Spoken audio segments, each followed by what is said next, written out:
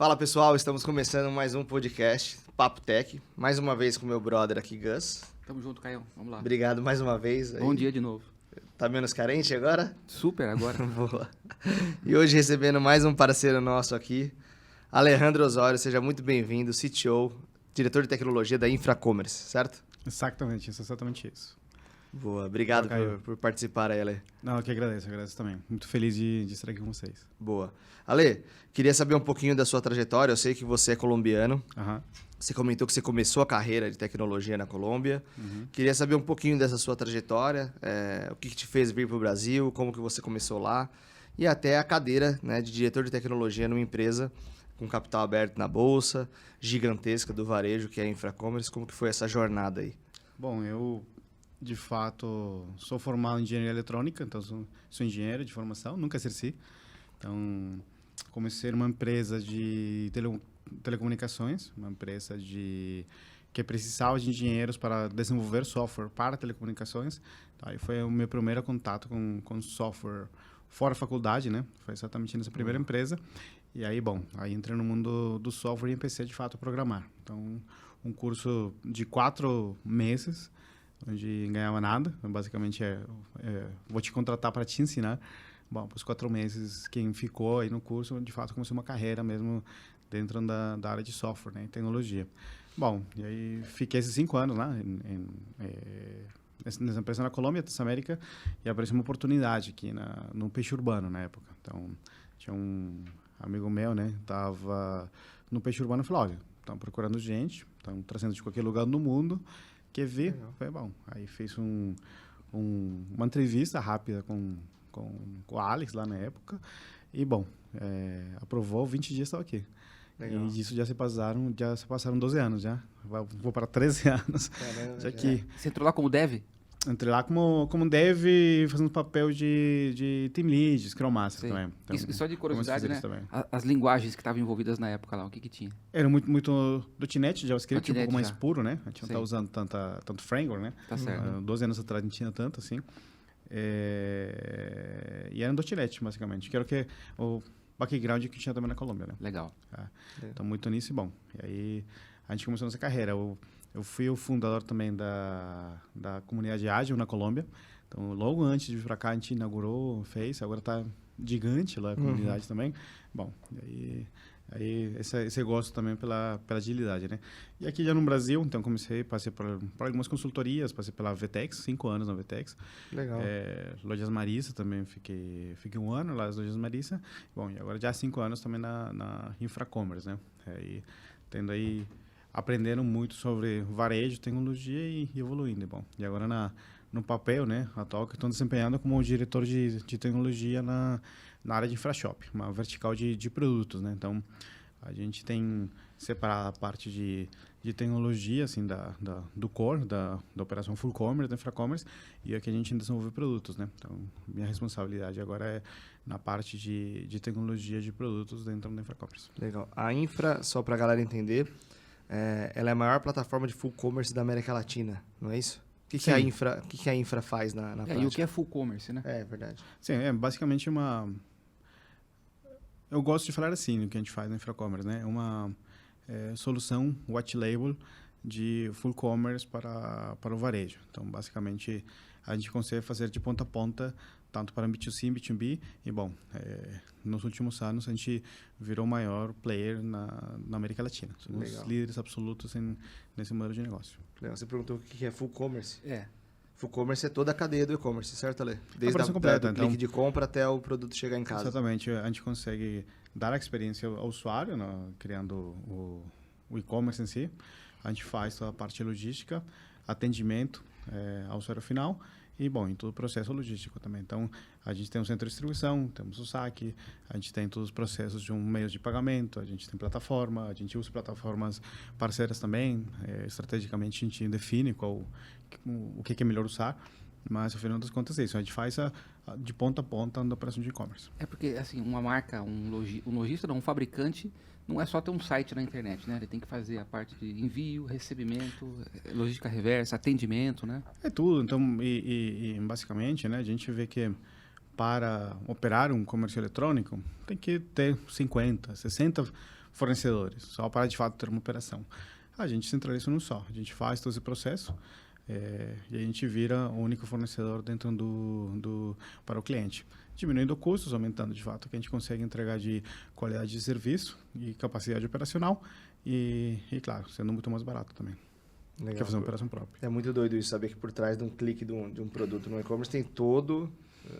parte de saque, atendimento. A parte de entrega é a mais envio, visível, né? Mas tem entrega, tudo, pagamento. logística. Inclusive tudo que dá errado, né? Estorno, extravio. Troca. Tudo, troca, né? Então, Tá certo. 1 milhão de coisas por trás. Legal. E a sua carreira é toda pautada em e-commerce, né? Muito e-commerce também. Trabalhei com telecomunicações. Depois irmão e-commerce também. VTEX, obviamente, é e-commerce. Basicamente, muito dando serviço ao varejo, né? Mais do que outra coisa. E é isso sempre. Basicamente, Legal. sempre trabalhando com isso. Legal demais. Legal. Olha, Rando, me diga uma coisa. É legal a sua carreira porque você começou como dev ali e depois você veio ser enquadrado numa dinâmica de produto e não de sistemas. E é assim que você trabalha no dia hoje com a equipe, né? Então, esse é o grande dilema, de fato, para mim também. O mercado, a gente vê, às vezes, uma separação do que, de fato, é produto e engenharia. E a gente vem tratando muito, né, de fato é a mesma coisa, não tem como eu separar o produto da engenharia em si. Então, ao final das contas, a responsabilidade é única, o time é único, não tem como a gente separar muito. Isso você vê muito, né, que tem a separação dos POs, um DPM, ou às vezes um gerente de projeto que define, de fato, de quem faz. E a responsabilidade fica muito em quem define e quem faz, de fato, está meio longe. Ele nem entende o que está fazendo, ele vira, de fato, uma fábrica. Então, esse pensamento com agilidade deveria mudar. A gente vê que acontece, mas na realidade, na raiz, eu não vejo isso acontecendo de uma forma, de fato, profunda. E, para mim, o objetivo é esse. O time de produto ele tem que ser responsável e tem que entender. O desenvolvedor mais júnior ele tem que entender, de fato, sobre o que ele está desenvolvendo. Ele tem que entender do produto, tem que entender o mercado, porque senão não tem como inovar. Se você não entende o que você está fazendo, não tem como criar uma inovação. Tá claro.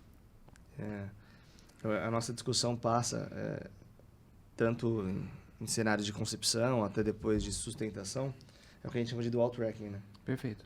A gente tem um time de produto, galera de UX principalmente, eu vejo muito UX e PO trabalhando de forma apartada do time de engenharia. De dev, ele é time de engenharia. A gente chama aqui na Maita de dual tracking, né? Já aproximando essas... Vocês estão trabalhando upstream antes, né? Para depois desembocar no dev, né? E uma coisa, de fato, de separar os processos de upstream e downstream, isso é necessário. Tipo, o envolvimento é uma das fases, cada um tem a sua responsabilidade. Mas a responsabilidade no produto, na qualidade do mesmo, ela tem que ser do time, em conjunto, né? Então, um desenvolvedor tem que entender. A gente, das melhores pessoas que conseguem aportar no produto, são grandes desenvolvedores, que participaram em varejo, que entendem, que construíram, integraram sistemas. Integraram MS, integraram RPS, fizeram todos os processos. Aí que você, de fato, consegue direcionar muito melhor o produto. Senão fica muito difícil. Você acaba tendo muita teoria, mas, no final das contas, você não consegue, de fato, entregar valor de forma rápida e de forma interativa. Tem uma discussão muito legal, que eu gosto bastante no mercado, que é a galera trabalhando sem saber o propósito daquilo que está fazendo. Claro. Eu não sei se na infra vocês fazem essa disseminação de propósitos, acredito que sim, que é muito legal a galera saber, putz, eu estou trabalhando num produto que faz de ponta a ponta, né, a comodidade do cara clicar num produto e receber em casa, né? O propósito daquilo, putz, do meu projeto tem essa... Sim. Né, trabalha nessa interface. Claro, e aí é como a gente, de fato, a gente trabalha de uma forma que a gente tenta definir, de fato, os direcionamentos estratégicos do quarter, ou até do ano, às vezes também. A gente, declarando esses direcionamentos estratégicos, a gente declara também, então, de fato, quais são os objetivos principais que a gente tem dentro de cada um dos times. Pode ter, dependendo dos momentos, né, a gente tem muitos times ou poucos times, dependendo do cenário. Mas, se a gente tem um direcionamento estratégico claro, a gente define os objetivos do time, amarrar esse direcionamento estratégico, e a gente define outro ponto que é extremamente importante, como vão medir o sucesso ou não da entrega desse time, aí o time tem claro exatamente para onde ele está indo. Então, a gente dividindo, estamos subindo muito também, né? A gente, de fato, tem planejamento por quarter. Então, eu planejo o quarter, tem um quarter de visibilidade na frente, mas, de fato, tenho muito bem planejado o meu quarter, e a gente, de fato, tendo direcionado esses objetivos e os critérios de sucesso e como vão medir esse sucesso, a gente, de fato, consegue ter um norte para o time, que é, de fato, que mantém um time motivado também. Tipo, saber para onde ele vai e exatamente qual é o valor que ele está entregando, né? Perfeito, muito bom. Ale, nós no mercado de tecnologia, por padrão, a gente se acostumou a trabalhar com times enxutos. Até porque a gente sempre conviveu com a falta de profissionais no mercado de tecnologia. Né? O pós-pandemia no Brasil, a gente passou por momentos difíceis. Né? A gente teve o boom na pandemia e depois alguns momentos bem difíceis aí no mercado como um todo. Então, cada vez mais a gente aprende a fazer as entregas. Né?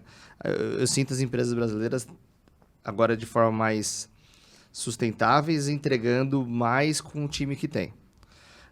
E eu pego o gancho por padrão porque, historicamente, a gente sempre soube trabalhar dessa forma.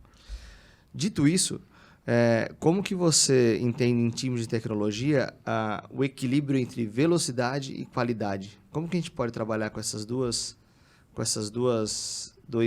índices, considerando que a gente sempre trabalha com times enxutos, até pela falta de profissional? Sim. Bom, eu acho que a velocidade sempre vai ser um indicador importante, porque, afinal das contas, a gente quer entregar o valor o mais rápido possível. Então, acho que para garantir uma boa velocidade, a gente tem que garantir muito bem onde eu estou gerando valor. Então, se eu defino muito bem e eu meço muito bem como eu vou gerar valor, a velocidade é intrínseca. Agora, como que a gente faz com qualidade também? E são as duas coisas, né? Porque até qualidade tem várias caras, né? Se eu vejo qualidade de engenharia, pois será a quantidade de linhas bem feitas, a arquitetura bem feita, o uso dos padrões de desenvolvimento. E eu posso ter, de fato, o melhor software do mundo do nível técnico, mas que não faz nada. Então, e aí vem a outra parte da qualidade, que é a qualidade de produto, que exatamente a qualidade de produto é mais simples em conceito. Ele está entregando valor ou está cumprindo o objetivo que a gente tem, né? Então, para a gente ter esse balanço, tem que, de fato, ter bons arquétipos padrões de desenvolvimento. A gente conseguir medir, de fato, isso nos desenvolvedores e medir também exatamente a entrega de valor que a gente tem. Se eu consigo ter esse balanço, eu consigo medir as duas coisas e eu consigo, de fato, tomar algumas decisões. Tem momentos que eu preciso investir mais na parte técnica, tem momentos que eu preciso investir mais na parte de produto. Aí eu consigo, de fato, ter um balanço claro sobre a entrega de rápido ou entrega com mais qualidade. Tem momentos que a gente fala, olha, isso aqui é um refactoring que eu vou fazer daqui a 6 meses. Para o objetivo que eu tenho de volume que eu preciso entregar, funciona. Então, eu não preciso refatorar isso agora.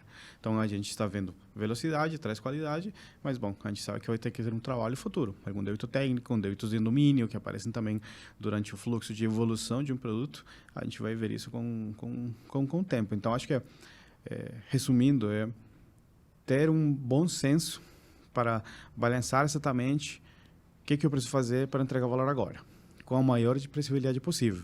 Às vezes, a gente tenta construir um software pensando que eu vou lançar um foguete. Mas, de fato, daqui a 10 anos, talvez eu precise chegar nesse nível. Mas agora, para agregar valor, para ter, de fato, velocidade, trazer dinheiro para a companhia, eu não preciso fazer isso. Então, aí, você vê, ganho velocidade, e a qualidade vai ser relativa. Talvez, do ponto de vista técnico, não é o melhor sistema, mas da entrega de valor e trazer dinheiro para a companhia, tem muita qualidade. Então, acho que e isso é o mais importante na liderança de tecnologia. Não é só fazer o software bem feito, senão, de fato, um software que funcione, que traga valor. Então, esse balanço, acho que é o que eu tento muito também com meus liderados também, de a gente, de fato, manter. Qual é o melhor termo para a gente, de fato, agregar valor? Que não é tão simples como parece. Parece muito fácil definir um propósito, mas, de fato, fazer estudo de mercado, trazer isso, ver para onde a gente vai, tomar a melhor decisão é extremamente complexo. Porque são apostas que a gente faz, tem que demonstrar rápido, tomar decisões rápido também. Legal. Você comentou sobre débito técnico, isso é um assunto bem legal. Eu acredito que você reporta para alto nível já, né? Já, talvez para o CEO, para o board, enfim. Como é que a frente de tecnologia consegue defender e levantar esses débitos técnicos? Assim? Eu sinto que é uma dor do mercado. Como que eu defendo por um cara que não entende o técnico, que eu tenho um débito técnico dentro do time, dentro dos meus produtos? Afinal das contas, a gente traduz isso também com a geração de valor. Afinal das contas, se eu vou atacar o débito técnico, porque de fato, afinal das contas, eu tenho algo que eu preciso resolver. Existem débitos técnicos que a gente pode deixar lá, espera, isso aqui não está afetando a gente, né? O importante é mapear. Então, eu não consigo melhorar o que eu não conheço. Então, afinal, eu preciso medir, eu preciso ter uma lista de coisas, ter avaliações e ter uma cultura orientada também a melhora contínua, tecnicamente falando. E quando a gente vê, por exemplo, se eu consigo cruzar meu roadmap de produto, o que eu preciso evoluir, exatamente com o que eu preciso melhorar tecnicamente, são débitos técnicos, débitos de domínio. Domínio é porque 6 meses atrás a gente estava indo por um caminho, agora a gente mudou o caminho, agora um domínio é outro. Se um domínio é outro, eu preciso fazer coisas para isso. Então, às vezes se confunde também com débito técnico, né? Mas, no final das contas, são débitos que eu vou precisar correr atrás. Então, se eu consigo cruzar muito bem minha evolução de produto com o que eu preciso melhorar tecnicamente para conseguir alcançar, de fato, o patamar do produto que eu espero, aí fica muito mais fácil de defender. O ponto é quando a gente não consegue, de fato, fazer essa amarração. Então, e aí volto, de fato, à primeira fala. A gente não pode deixar a engenharia muito longe do produto. É a mesma coisa, afinal das contas. Todos têm o mesmo objetivo. Aí você consegue, de fato, amarrar e conseguir ter uma evolução constante. Legal. Olha, Alejandro, dentro de uma corporação, você já tem aquele legado de tecnologias que sustentam e tem uma ânsia também de experimentar ou abordar novas tecnologias, né? Sim. Que não podem agredir o histórico ali do que já está construído. Como é que você vê isso? Bom, às vezes agredir é importante também. Então, a forma é, quando a gente está sendo preciosista na hora de inovar, isso acontece, por exemplo, muito, a gente vê muito no front-end. A cada 2, 3 dias aparece um novo framework, a cada 2, 3 dias aparece uma nova versão. Que será o melhor, né? E sempre vai ser o melhor, sempre tem aposta, sempre tem tudo. Então, adotar, o que momento de fato adotar uma nova tecnologia é extremamente importante. Então, eu acho que, ao final das contas, vai tudo muito relacionado a o que eu preciso fazer. Porque a tecnologia por tecnologia é uma coisa que todo mundo brinca. Todo mundo que é desenvolvedor, ele brinca com novas coisas, ele vai tentando. Mas como incorporar isso, de fato, dentro da companhia? Tem 2 coisas fundamentais. Uma, cultura. Então, se eu não tenho uma cultura de errar rápido para, de fato, melhorar rápido, ninguém vai inovar. Então, a inovação morre, basicamente. Vai fazer uma inovação incremental. E na inovação também vem esse tipo de adoção de novas coisas. Então, a gente precisa ter uma cultura onde as pessoas experimentem. Não tem um processo muito claro, eu acho que nem precisa mesmo de, não, vamos testar 5 tecnologias por ano, vamos fazer isso aqui, não. A gente vai vendo, se a pessoa tem muito claro os objetivos, e ela está empoderada de fato com os objetivos, ela vai trazer soluções. E a solução pode ser, de fato, fazer coisas diferentes, uma nova linguagem, uma nova arquitetura, uma nova forma de trabalho. Aí a gente faz o teste rápido, avalia e incorpora. A gente já fez isso várias vezes. E temos, de fato, dependendo a maturidade do time, a gente limita ou não essas possibilidades. Por exemplo, um time muito pequeno, com pouca maturidade, que não tem um engajamento ou uma capacidade de entrega muito alta, a gente limita o número de arquétipos que ele consegue usar. Então, você usa linguagens específicas, padrões específicos, a gente tenta, de fato, deixar tudo mais documentado possível para você, de fato, ter um padrão que te garante qualidade. Quando a gente começa a ter essa maturidade maior, os times têm, você começa a abrir mais o leque. Então, agora eu posso, de fato, ter mais tecnologias, eu posso começar, de fato, a ser um pouco mais ousado. E aí que vai vir naturalmente também essas opções. A gente, por exemplo, pessoalmente, nesse momento, com parte dos times, a gente está um pouco mais fechado, tentando evoluir muito a maturidade do que a gente faz hoje, antes de, por exemplo, adotar novas linguagens. Então, a inovação está direcionada, por exemplo, a não adotar novas linguagens, mas sim a forma de trabalho, como eu posso fazer diferente. O que eu posso fazer? Novos logs, novos sistemas de monitoramento, novos sistemas de alertas, esse tipo de coisas. Então, é muito sutil, mas a inovação acontece em qualquer canto, né? Eu posso estar limpando o chão e limpar o chão de uma forma diferente, mais eficiente, muito melhor. Então, não tem que ser, às vezes, coisas disruptivas, é mais uma atitude. Legal. E, como você falou, isso não tem um framework, um processo para executar. Pode vir de qualquer pessoa do time, né? O dev está ali, se ele quiser testar alguma coisa, ele traz para o time. Sim. Legal. Sim. E um ponto muito importante é o reconhecimento a isso, né? Então, como que você tem, de fato, tem uma rotina, né? Onde tem um reconhecimento próprio ao próprio trabalho. Então, para a gente ter um time que funciona de fato muito bem, a gente precisa ter admiração dentro do próprio time. Então, os times têm que se admirar, têm que admirar o que eles fazem. Isso traz, de fato, uma admiração, depois uma admiração organizacional. Então, a empresa, de fato, a companhia admira o que a gente faz, e aí você pode ir para o mercado para, de fato, fazer isso. Então, isso permite que você, que o dev, não tem mais, muito mais unicamente um board, de fato, ou os diretores, ou um gerente, ou pessoas que falam muito bem, conseguindo mostrar o que a gente faz. Cada dev, de fato, não deve ter essa capacidade. Então, a gente cria um espaço também, onde a gente consegue, de fato, mostrar essas pequenas inovações. Então, a pessoa vai lá, mensalmente a gente está fazendo isso, a pessoa chega, mostra, e mostra exatamente o que fez, sem muita preparação, sem muito nada. Isso faz, de fato, ter feedback rápido, ele vai evoluindo e a gente consegue. Então, por isso eu falo que, afinal das contas, inovação é uma questão um pouco mais cultural do que outra coisa. Legal. Você ia falar uma coisa, eu te cortei? Eu ia perguntar de produtos, mas... Não, eu ia perguntar sobre... Já ia pular para o assunto o que tá o pop da vez, né? Que é a inteligência artificial na esteira de desenvolvimento. Né? O que você acha disso ali, Copilot? Muito se discute sobre IA generativa no processo agora de qualidade, por exemplo, gerando testes automatizados, etc. Você acha que isso é uma tendência que já não é mais tendência, na verdade, é uma realidade? O que você tem visto disso? Qual é a sua visão sobre... Isso elimina o trabalho um pouco mais braçal do que a gente faz durante o fluxo de desenvolvimento. Então, tem que ter, por exemplo, eu ter alguém só executando testes manuais é algo que há um tempo, de fato, a gente já tentando fazer. O próprio dev consegue construir o teste, consegue fazer. Agora, tendo apoio de fato, grande processamento de informação para gerar esses testes, para de fato garantir a qualidade ou até garantir a segurança, por exemplo, também usando inteligência artificial, é algo que para mim é uma realidade e só vai de fato ficar mais fácil. Então, desenvolver eu vou sentir um pouco mais de confiança, que às vezes você não sabe, porque você tem que escrever um monte de testes, consegue fazer, agora vai ficar um pouco mais fácil. Então, e o Copilot, por exemplo, na hora de desenvolver, como o GitHub tem, tudo que está evoluindo, para mim é sensacional.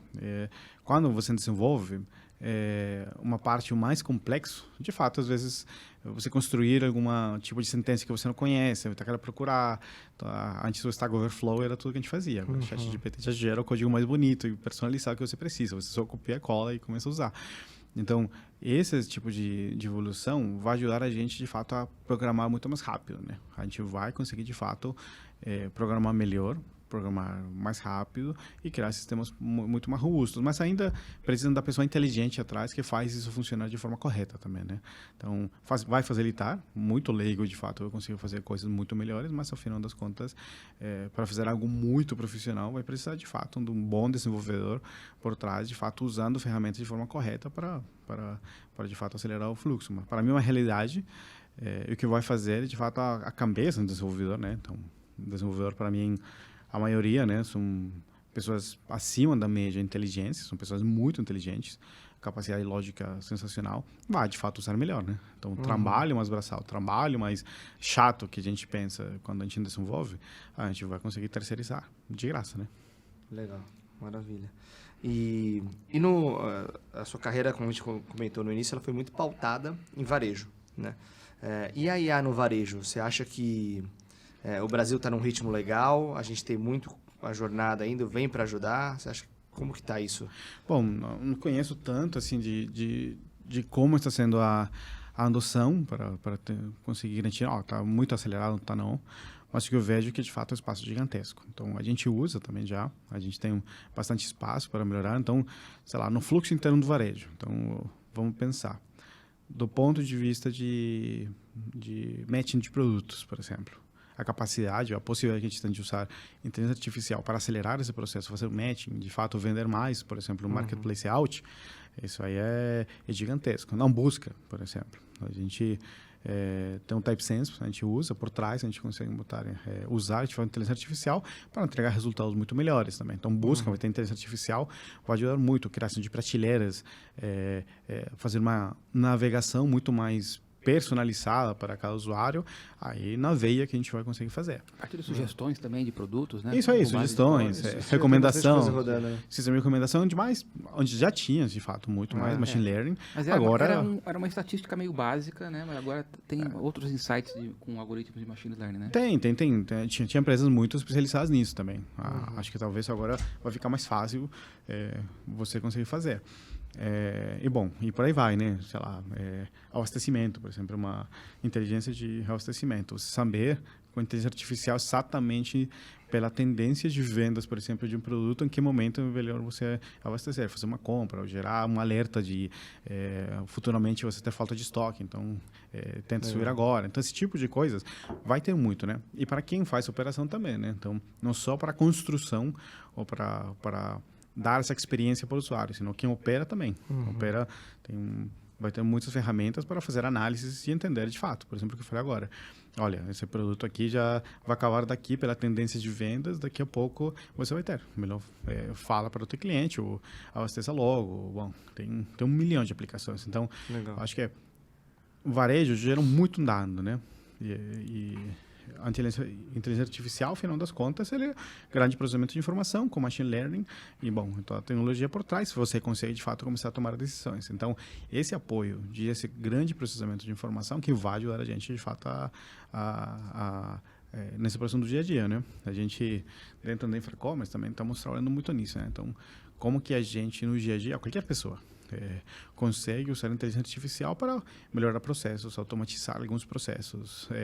Como que a gente, de fato, consegue trabalhar melhor e de uma forma mais inteligente com o uso da tecnologia. Então, a gente vende isso para o mercado, exatamente o que a gente está tentando fazer em casa também. Então vai ser uma ferramenta, para mim, um braço direito de muitas fases da operação. Legal. Acho que é um boom de IA as a service, né? Parece que há 3 anos atrás a gente falava de IA e a gente pensava num caminho de trazer um cientista de dados e criar sempre do zero a solução dentro da empresa. Agora, todo mundo se vê usando como serviço, né? Sim. E tem um ponto de compartilhar informação. Imagina, você está entregando 1 milhão de informação sendo processada que você vai consumir. Então, eu vejo também algumas dificuldades também de como que isso vai ter regras do uso, como que eu faço, que eu compartilho de informação, que eu posso compartilhar ou não.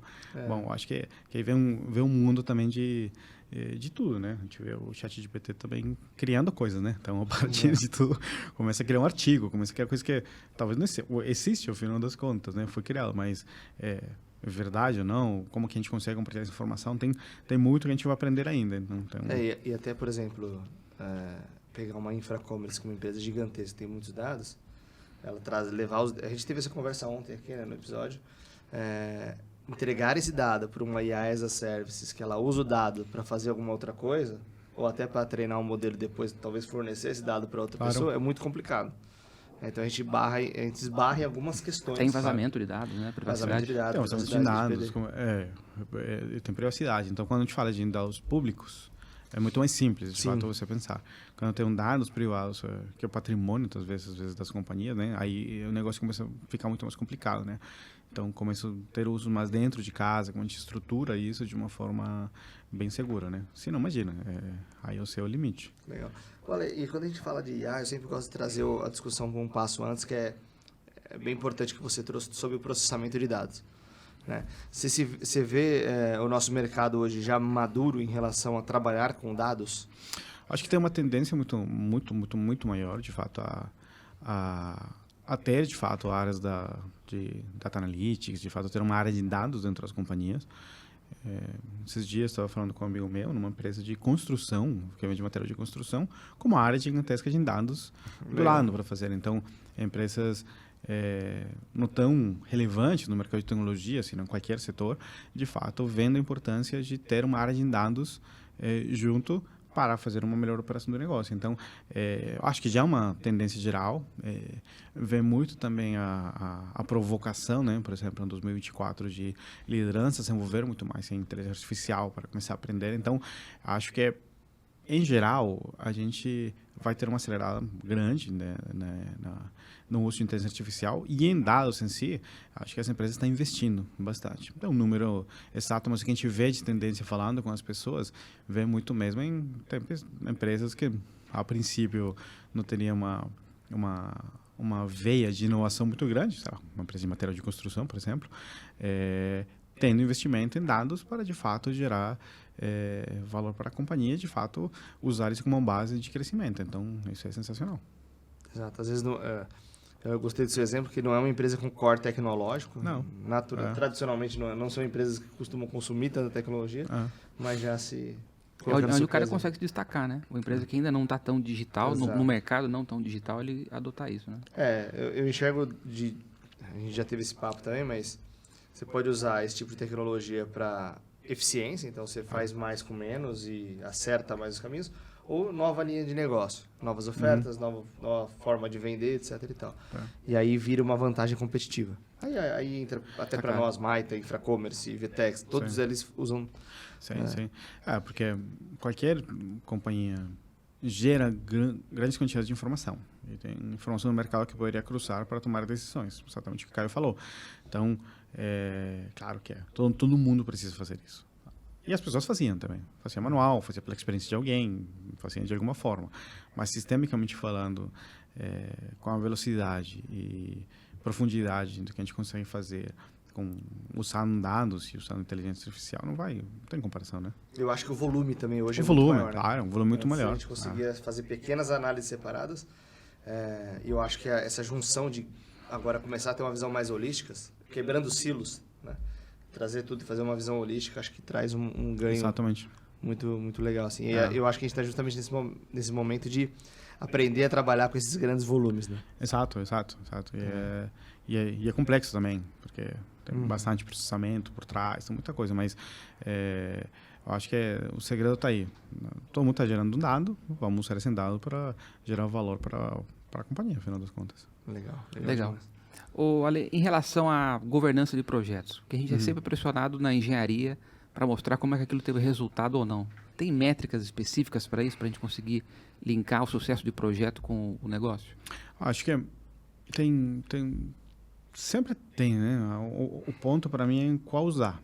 Então, eu tenho uma relação de amor e ódio com métricas, porque às vezes já me vi, né, uma tendência de medir tudo. Faz tudo, pega dado, faz tudo, mas no final das contas você não está gerando valor para o time, não está gerando valor para nada. Então, eu acho que tem que ser muito inteligente na escolha do que eu quero medir e por quê. Então, afinal das contas, assim como deu o exemplo dos direcionadores para saber se o produto está indo ou não, então eu tenho um direcionamento, tenho que ter os objetivos, a partir disso eu consigo desdobrar o que cada time, cada produto faz, para de fato ter uma entrega de valor muito bem alinhada com a companhia, com a área, com tudo. Quando eu tenho métricas, tem que ser meio parecido também. Por exemplo, dependendo do nível de maturidade do time, eu preciso medir algumas coisas, eu quero melhorar algumas coisas. Então, eu preciso ter de forma clara para onde eu quero ir, qual é o passo que eu quero andar e o que eu preciso fazer para isso. Vou medir, o cycle time, eu estou ficando travado em alguns pontos, então vamos medir um cycle time para, de fato, conseguir entender onde que estou travando. O processo, por exemplo, o nosso upstream está demorando muito. Bom. Mas agora, voltando à tua pergunta, acho que a gente, nos times, né, tem vários tipos de gestão. Uma que é a gestão técnica, do time, onde eu vejo a entrega deles puramente técnica. Tem uma parte que é a liderança de produto, ou seja, o que eu estou entregando de fato faz sentido. Tem outra parte que é a liderança mesmo da pessoa. Se a pessoa está com os valores da companhia, se ela está trabalhando bem, se ela tem evolução, se ela está feliz, está infeliz, o que eu posso melhorar, atitude, trabalho em equipe, essas coisas. Então, quando eu vejo de fato uma governança, e vou até um pouco além da própria governança de projetos, a governança de fato do time, da entrega do time, a gente tem que ver esses três aspectos. Então, e eu falo, dependendo do ponto que esse time, ou a pessoa também está, eu preciso medir algumas coisas ou outras. Então, o que a gente fez, por exemplo?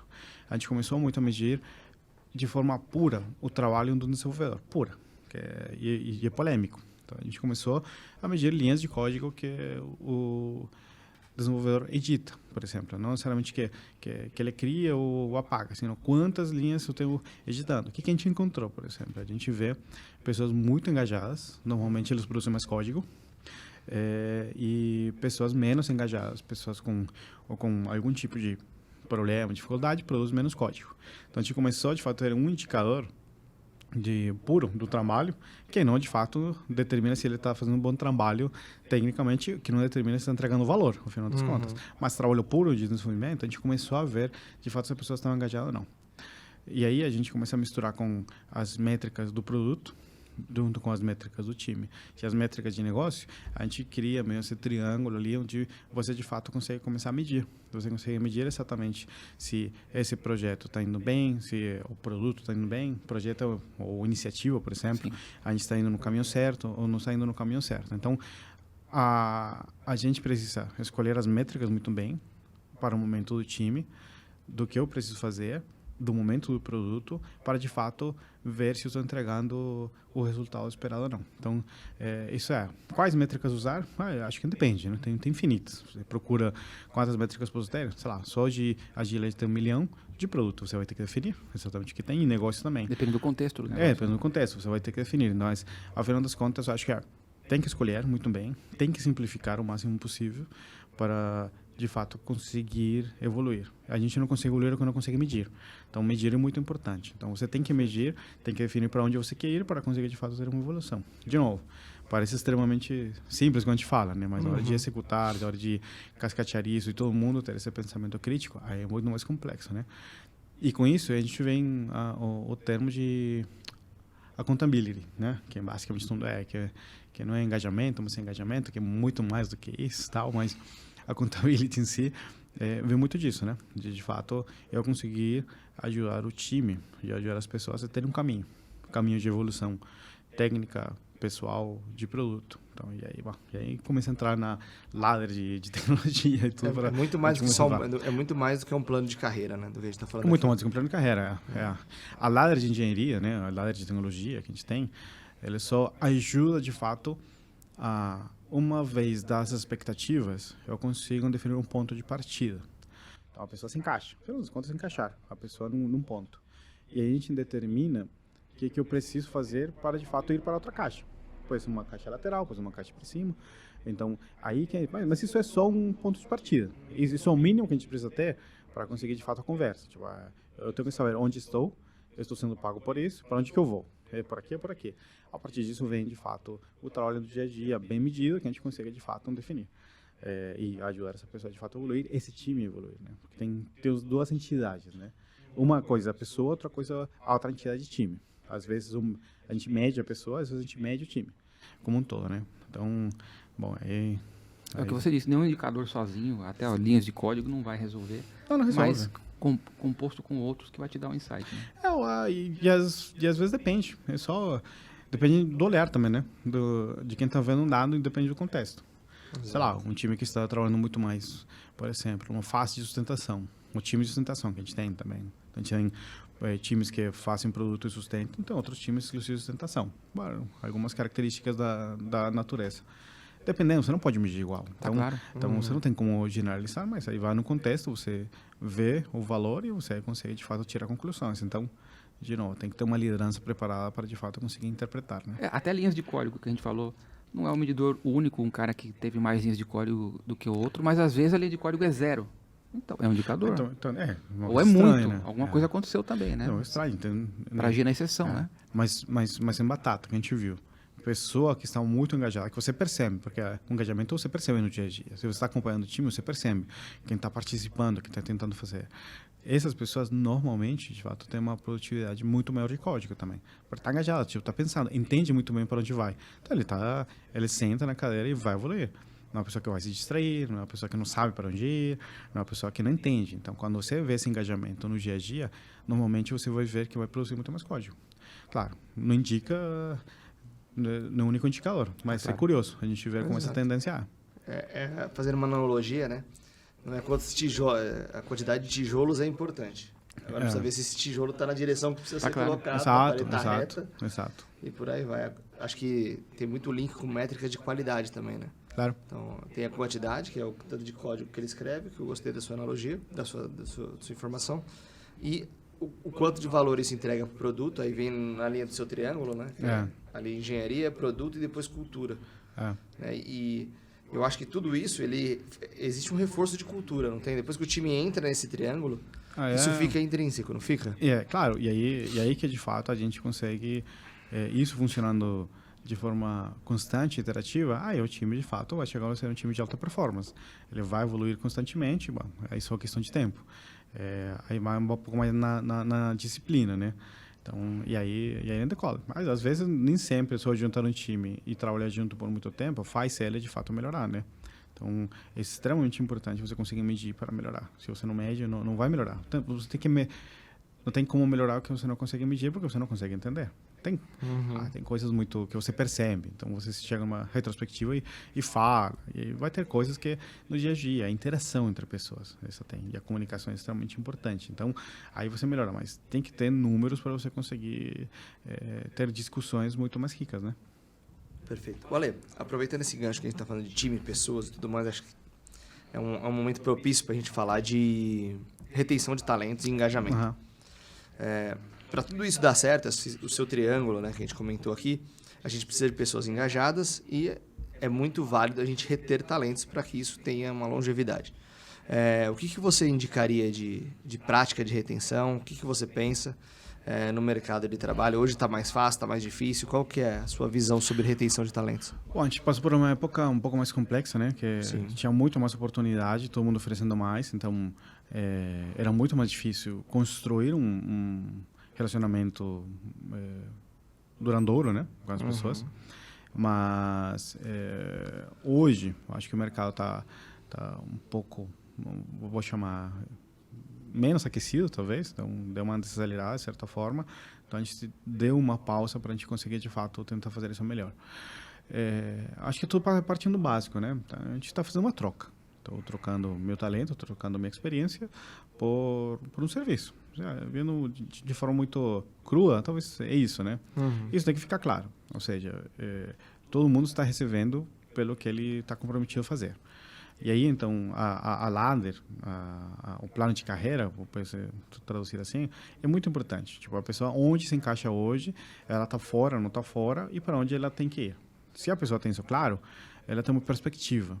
Então, a gente consegue ter perspectiva, a pessoa, imediatamente, ela vai ter uma tendência a ficar mais tempo dentro da companhia. Porque é o mínimo do mínimo.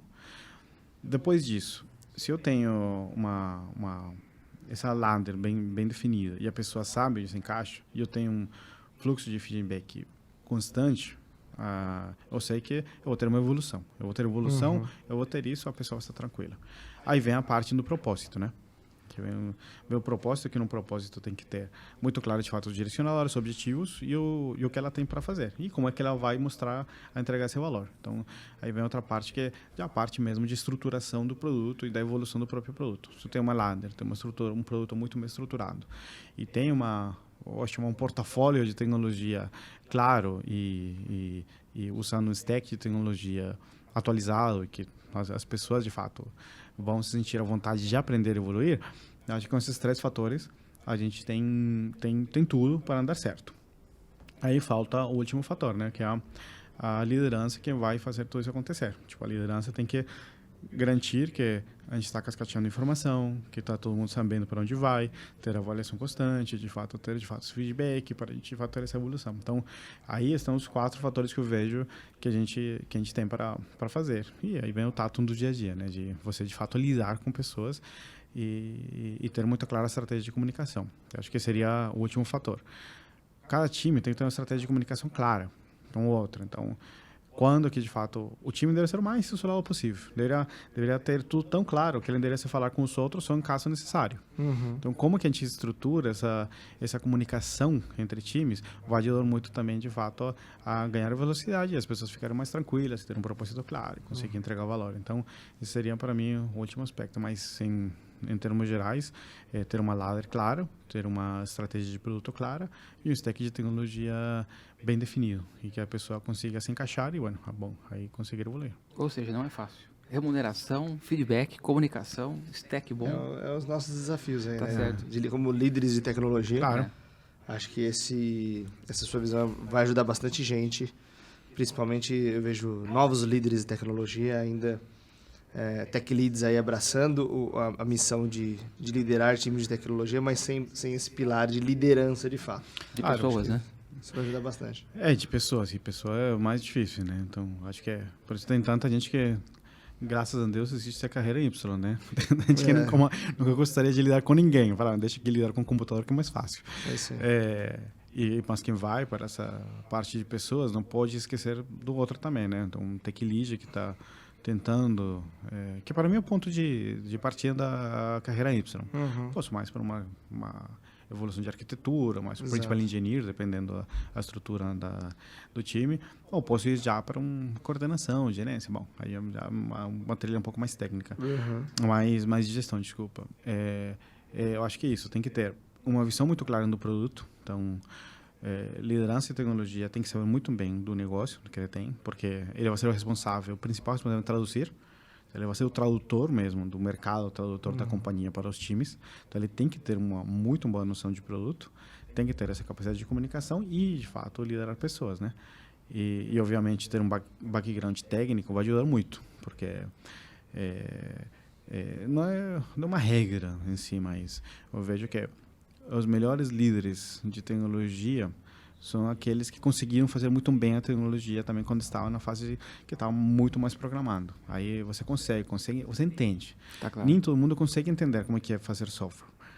Às vezes parece, não, mas isso é tão fácil, é só sentar e fazer.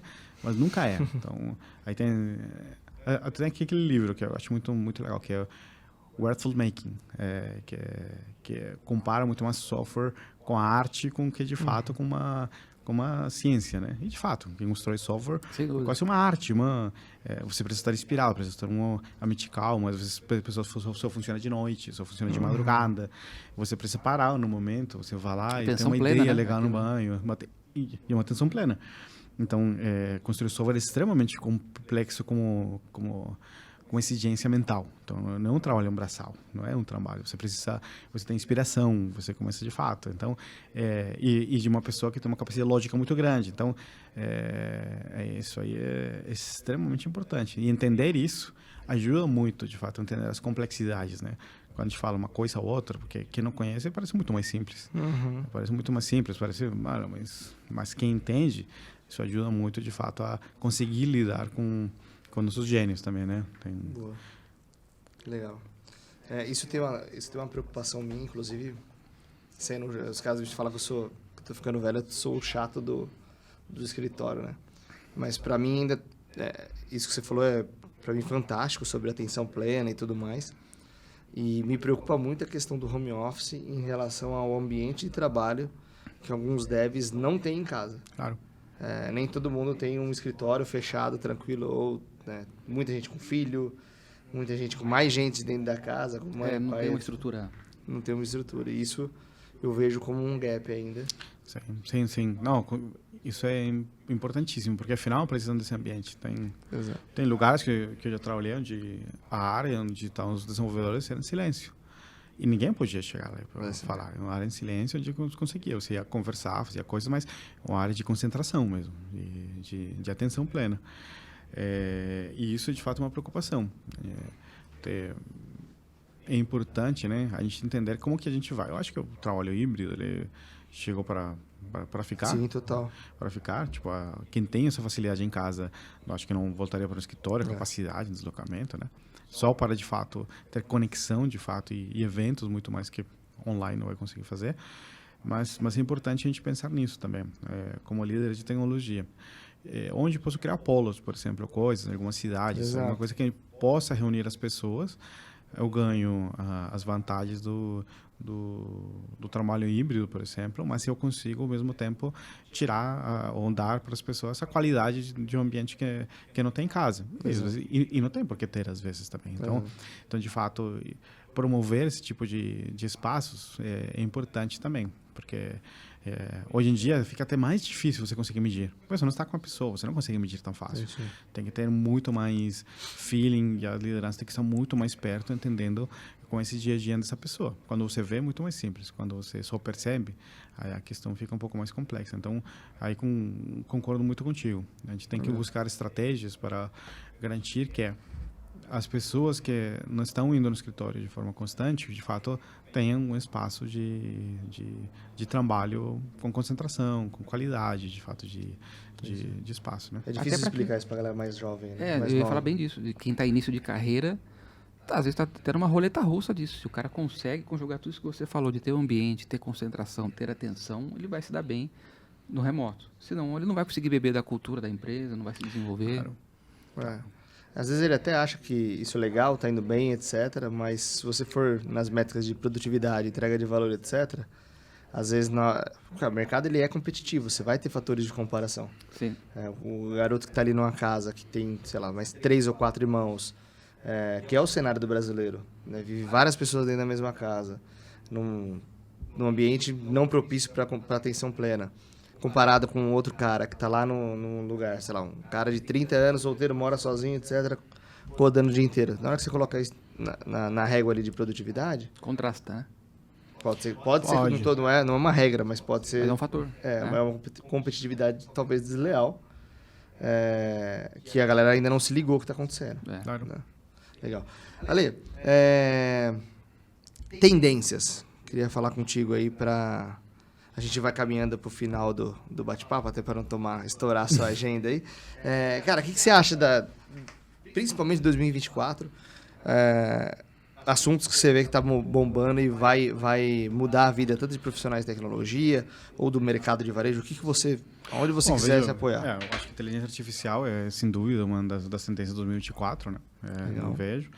Outra muito grande também, eu acho que é low code ou no code, então plataformas de low code, no code. Legal. Está indo bastante, até para os próprios desenvolvedores, né, também, que eu consigo gerar, de fato, sem ter muita programação. Então, como eu consigo fazer isso? Afinal das contas, por trás tem muito machine learning também, inteligência artificial, mas acho que eu vejo muito isso. É a simplificação do que a gente faz no dia a dia como processo. Se no nível de desenvolvimento vai vir muita inteligência artificial como apoio, como copilot ali do que a gente faz. E eu acho que plataforma no code ou low code mesmo para a gente construir coisas. Eu vejo que vai ser bem forte esse ano. Bacana. E para você se manter atualizado, o que você costuma usar, Lê? Então, eu tenho uma dificuldade muito grande de ler. É estranho, mas de sentar e ficar o dia inteiro lendo e tal. Então, para mim, o mais fácil é contar com pessoas muito inteligentes ao redor que a gente consiga discutir. Então, para mim, a melhor forma de aprender. Tem gente, tem umas pessoas que têm uma capacidade de abstração, de concentração para a leitura muito grande, conseguem ler artigos todo dia, livros, um livro por semana e tal. Eu não tenho essa facilidade. Então, eu uso muito, de fato, contato. E alguns sites de notícias que você vai só acompanhando. Então, acompanhar algumas pessoas, por exemplo, no Instagram, ajuda você a se manter atualizado.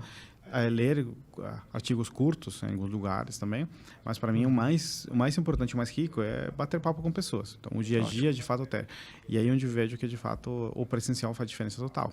É você ter um momento de se encontrar com as pessoas para compartilhar experiências, para de fato ter esse toque que é diferente. Então, para mim é a forma que eu uso. Não sei se é a mais correta, mas para mim é que funciona melhor. É o que funciona. Eu também tenho dificuldade para ler. Eu leio meio que me forço a ler, mas também tenho essa dificuldade. Eu demoro uns 2 meses para ler um livro, 2, 3 meses.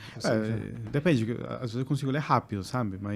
Mas essa questão de começar a ler se eu vou me interessar ou não. Se eu me interesso, eu acabo o livro no dia. Mas o problema é você lendo, às vezes sem um propósito muito claro, é muito difícil para mim. Então leio e falei, não, isso aqui isso aqui não vai para lugar nenhum, desisto. Legal demais. Ale, cara, você tem alguma coisa? Não, é isso. Acho que foi muito válido o papo. Ale, queria te agradecer pelo bate-papo. Eu que agradeço vocês pelo convite. Desculpa, acho que a gente até estourou a sua agenda, mas... acho que foi bom aqui, nem vi o tempo passar. Espero que a gente fale mais vezes. Então, com certeza. Que as portas aqui estão abertas, tanto da Maita, do Papo Tech. É um prazer sempre ter você com a gente, viu? Muito obrigado e bom, até a próxima. Tamo junto. Um abraço. Valeu. Gus, obrigado mais uma junto. vez. Tamo junto. Mais um episódio mega especial aí. Foi isso. E é isso. Obrigado, galera. Como que é? Dá o joinha? Deixa o joinha. Like. Dá o like. Segue o Gus nas redes sociais. Segue eu também. Tá verificado? Tá verificado. Tá com um underline oficial no nome? Famosinho, isso. Fechou. É isso aí, galera. Obrigado. E e até a próxima com mais conteúdo tech para a comunidade.